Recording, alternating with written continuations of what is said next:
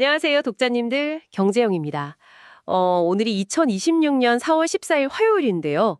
오늘 약간 재미있는 상상으로 한번 시작해 볼까요, 기자님? 네, 좋습니다. 어떤 상상이죠? 독자님, 혹시 지갑도 없이 스마트폰 하나만 달랑 들고 낯선 자카르타 골목 한복판에서 그 노점상 나시고랭을 사 먹을 수 있다면 믿으시겠습니까? 아, 심지어 환전도 전혀 안 한 상태로 말이죠. 네, 맞아요. 오늘 서울경제신문 지면을 장식한 기사들을 쭉 보면 이게 단순한 상상이나 먼 미래의 이야기가 아닙니다. 지금 당장 벌어지고 있는 현실이거든요. 예, 정말 세상이 막 무서운 속도로 변하고 있죠. 그래서 이번 딥다이브에서는 해외로 거침없이 뻗어나가는 한국의 거대한 자본 흐름부터 이제 인공지능이 완전히 뒤집어 놓고 있는 일자리 구조, 그리고 어느새 술 없는 사회로 변해가고 있는 우리의 일상까지 꿰뚫어 보겠습니다. 아, 오늘 다룰 서울경제신문 기사들이 겉보기엔 좀 다 다른 뉴스 같잖아요. 네, 완전 달라 보이죠? 그런데 그 속을 들여다보면 거시적인 글로벌 자본과 기술의 이동이 결국 미시적인 우리의 저녁 시간 풍경까지 어떻게 바꿔놓고 있는지 하나의 거대한 흐름으로 다 연결되어 있다는 걸 알 수 있습니다. 자, 이 부분을 한번 파헤쳐 보죠. 첫 번째 무대는 베트남입니다. 포스코 그룹이 베트남에 무려 25억 달러, 그러니까 우리 돈으로 수조 원에 달하는 복합 거점을 구축한다는 소식입니다. 와, 25억 달러면 엄청난 규모네요. 네, 다음 주에 장인하 회장이 직접 경제사절단으로 현지를 방문한다고 하더라고요.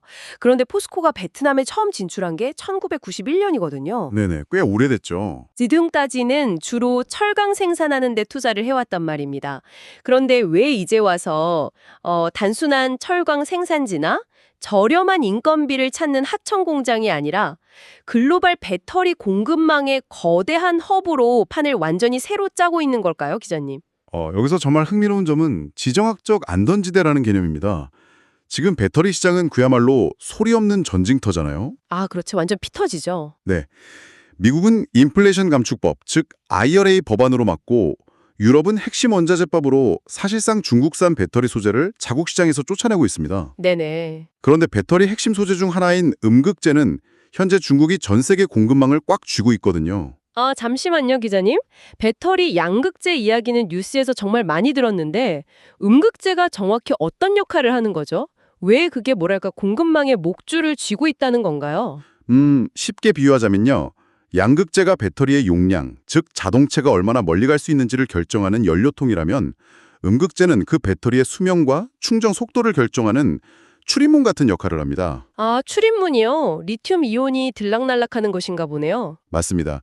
충전할 때 리튬 이온을 받아들이고 저장하는 공간이거든요. 아무리 좋은 배터리라도 이 출입물을 만드는 기술과 원료가 없으면 작동 자체가 불가능합니다. 와, 그러면 그 출입문을 중국이 다 통제하고 있으니까 포스코 입장에서는 중국 밖에서 동시에 미국과 중국 양측의 견제를 다 피할 수 있는 절묘한 중립지대가 필요했던 거네요. 정확합니다. 그게 바로 인도와 인도네시아를 잇는 베트남인 거죠. 그래서 포스코 퓨처mem이 4억 달러를 투입해서 베트남의 축구장 52개 크기인 37헥타르의 부지에 연산 5만 5천 톤 규모의 음극재 공장을 짓는 겁니다. 여기죠.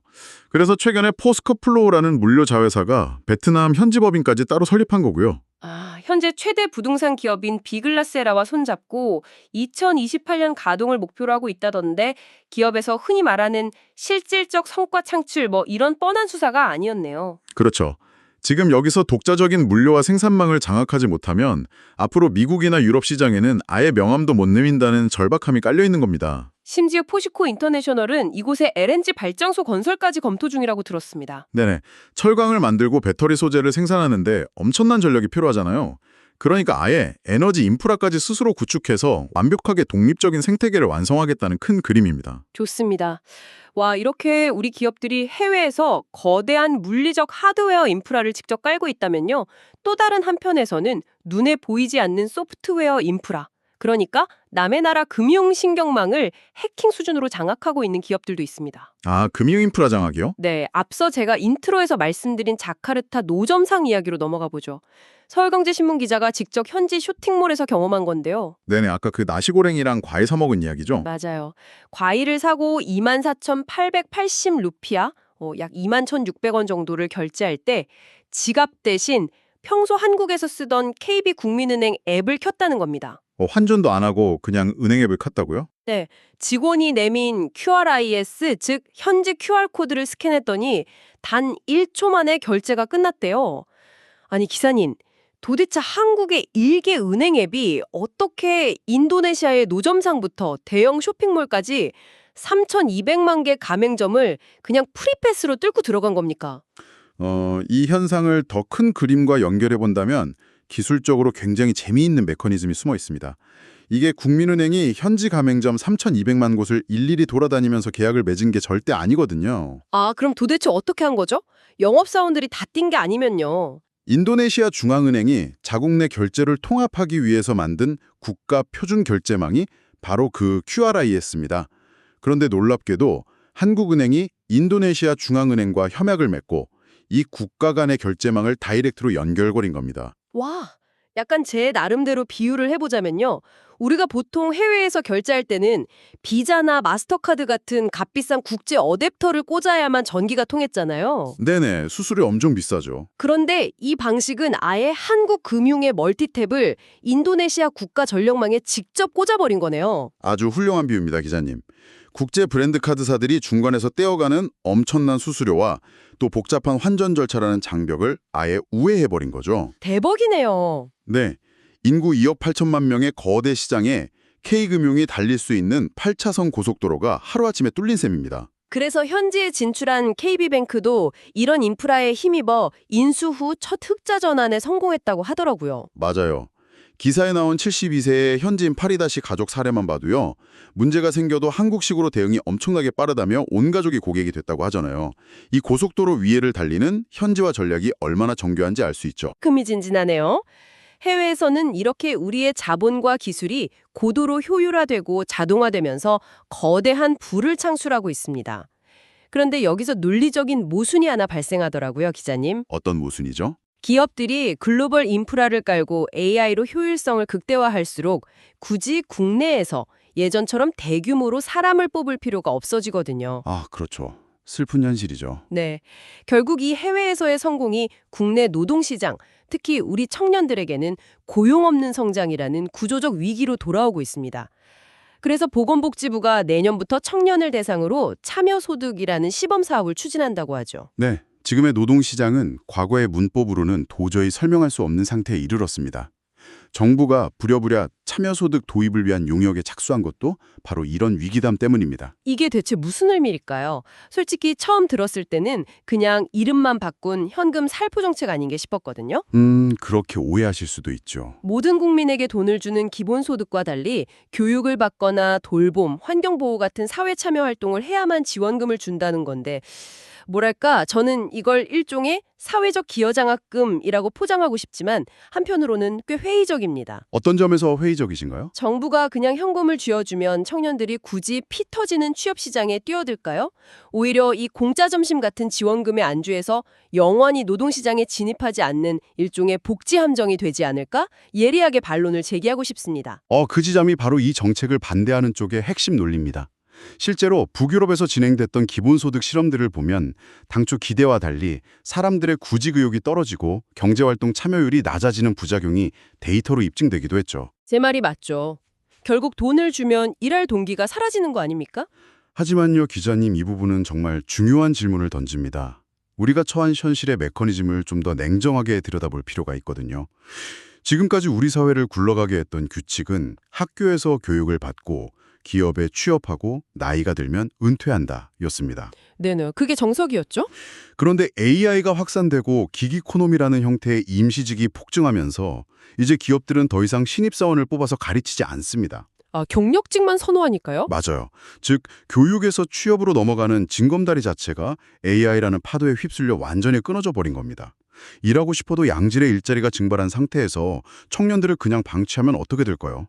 운동형 외톨이가 되거나 영구적인 빈곤층으로 전락하겠죠. 아, 듣고 보니 그러네요. 그러니까 이 참여소득이 취업을 안 하는 사람들에게 주는 혜택이 아니라 취업 시장으로 들어가는 사다리 자체가 끊어졌으니 사회적 활동이라도 하면서 사회성을 유지하고 직업 훈련의 끈을 놓지 말라고 주는 일종의 심폐소생술 같은 거군요. 네, 정확합니다. 북유럽 식시롬의 부작용을 피하기 위해 단순 현금 지급이 아니라 사회 참여를 조건으로 건 겁니다.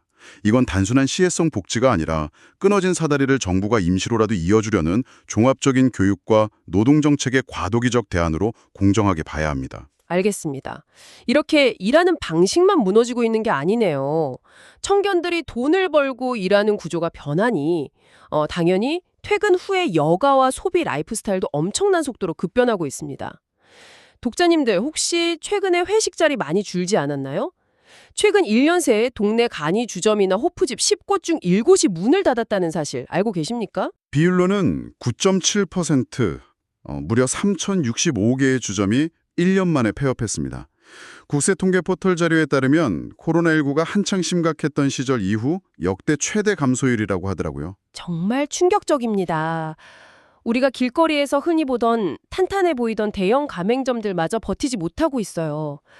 역전 할머니 맥주 연평균 매출이 5.1% 줄었고 금별 맥주는 무려 15.8%나 매출이 급감했습니다.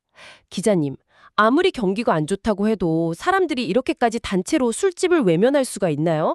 저는 이게 단순한 불경기 탓만은 아니라고 봅니다. 정확히 짚으셨습니다.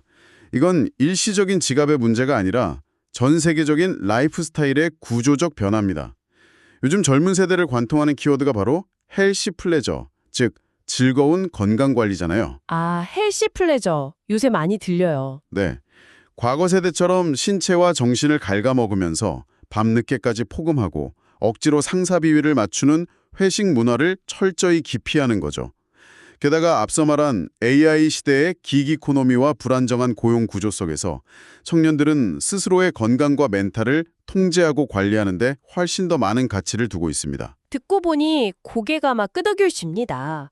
주류 업계가 요즘 앞다투어 도수를 낮추고 아예 알코올을 뺀 제로 맥주를 쏟아내는 것도 이 헬시 플레저라는 거대한 파도에 강제로 올라타지 않으면 살아남을 수 없기 때문이군요. 네, 맞습니다. 주점이라는 공간이 주도하던 수십 년짜리 밤의 경제 지형도가 완전히 새로 그려지고 있는 셈이죠. 자, 오늘 이야기들을 쭉 엮어보니 정말 소름 돋는 시대의 변화가 느껴집니다. 밖으로는 우리 자본이 베트남과 인도네시아에서 보이지 않는 인프라를 장악하며 거침없이 질주하고 있지만 안으로는 AI로 인해 전통적 일자리가 소멸하면서 참여소득이라는 전례 없는 실험을 마주하고 있습니다. 게다가 퇴근 후 다 같이 모여 웃고 떠들던 술자리라는 전통적인 연대 공간마저 헬시 플레저 열풍과 함께 사라지고 있죠. 여기서 독자님께 아주 도발적인 질문 하나를 던지고 싶습니다. 네. 일터라는 공간이 AI로 파편화되고 술자리라는 전통적인 모임 공간마저 일체되고 있다면 앞으로 미래 세대는 과연 어디서 그리고 어떻게 서로 얼굴을 맞대고 교류하며 새로운 사회적 연대를 만들어가게 될까요? 독자님들도 한번 생각해 보시면 좋겠습니다. 네, 정말 중요한 화두네요. 지금까지 글로벌 공급망 재편부터 AI 시대의 새로운 노동 정책 그리고 변화하는 소비 트렌드 주제에 대해 다뤘습니다. 다음에도 빠른 소식으로 찾아뵙겠습니다. 지금까지 서울경제신문 경제용이었습니다. 감사합니다.